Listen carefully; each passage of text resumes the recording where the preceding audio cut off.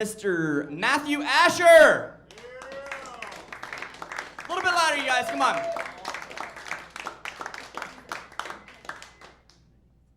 just have to say it again, following Chris Chucker.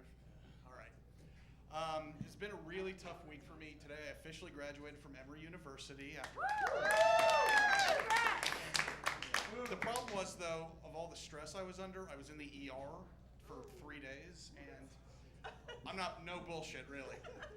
The thing about me, I was born with a congenital heart defect known as transposition of the great vessels. So my circulatory system works in reverse. So whatever your heart does, mine does the exact opposite.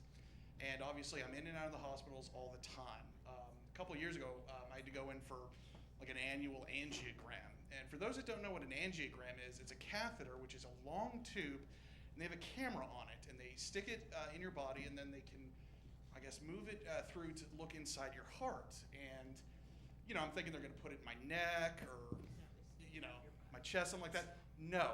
If anyone's ever had this, they put it in your crotch. It's the most painful thing. Granted, they numb you up and put lube, but ugh. So, and there's a camera on it, and I'm looking at this while they're doing it, and I'm thinking, maybe I should get like Jacques Cousteau to narrate it. Now we are passing Monsieur's liver. You can see from the damage he's been at the frat houses too much.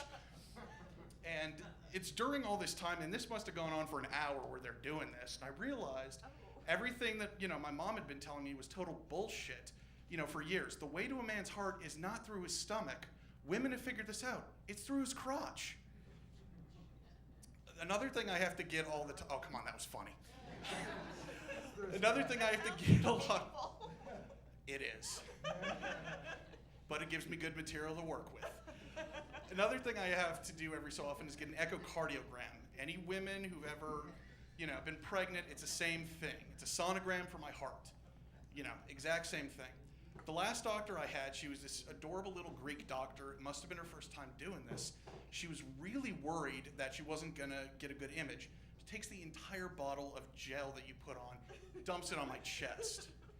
So, doing all this, 20 minutes later, she finishes.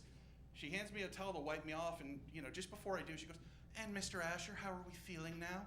I'm looking down at my chest, full of this goo, and I was like, "Well, Doc, I feel like I just finished a gay porno."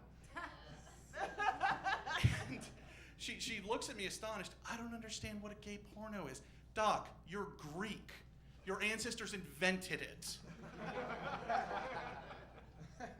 Obviously, my heart's a huge reason. The other problem with me is, I'm really thin.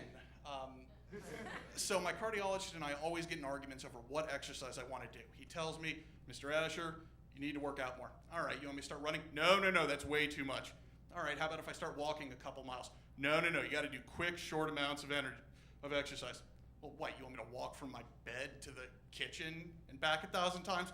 "No, you need to be doing something with someone to watch you to make sure you're okay." "All right, so Doc, you want me to do quick, short bursts of energy a lot of times with someone around to make sure I'm okay?" "That's correct."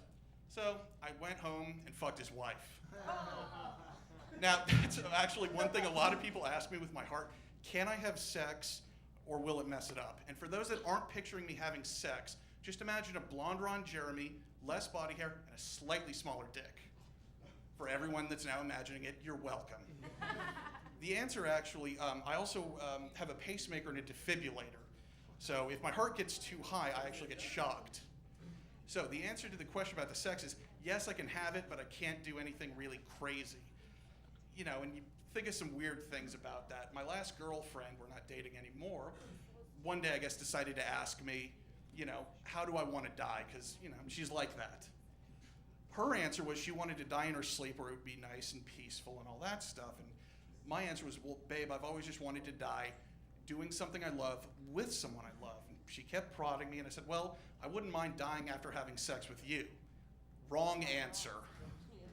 She goes on this tirade about how dare I do something like that to her and mess with her and ruin her life forever. And I was like, well, babe, I'd actually be doing you a favor. Think of the stigma or, all the props that you would get. You're walking down the street and people are looking at you like, you see that chick? She fucked a guy to death. Anyway, that's my time. Thank you very much. Oh, one other thing I forgot. Ponder this. What does an atheist say when he's having an orgasm? What? I'm asking you, since they don't believe in God, what do they say? Nothing.